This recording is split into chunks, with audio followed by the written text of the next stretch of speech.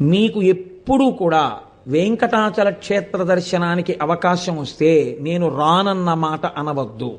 రానంటారేమో అన్న అనుమానం ఉంటే వెంకటాచలం రమ్మని అడగవద్దు. అలా వెంకటేశ్వర స్వామి వారికి రాత్రి దండలు ఒకలా వేస్తే తెల్లవారేటప్పటికి ఒకలా మారిపోయేవి.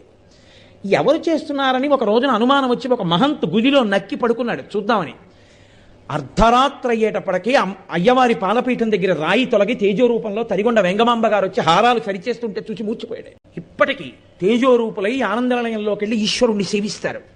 బ్రహ్మగారు, చతుర్ముఖ బ్రహ్మగారు ప్రతిరోజు వెంకటేశ్వర స్వామి వారి పాదాలు కడిగి ఆ పాత్ర అక్కడ ఉంచుతారు. అందుకే రాత్రి నీటి చెంబు ఉంచి తలుపులేస్తారు. ఆ శేషాన్ని సుప్రభాతానికి వెళ్ళిన వాళ్ళకి దర్శనమిస్తారు. అంతటి మహానుభావుడు వెంకటరమణుడు. వెంకటరమణుడంటే వెంకటరమణుడే. ఒకరా ఇద్దరా, ఎంతమందితో అనుబంధం. వారం రోజులు కాదు, కొన్ని నెలల పాటు వెంకటరమణుడు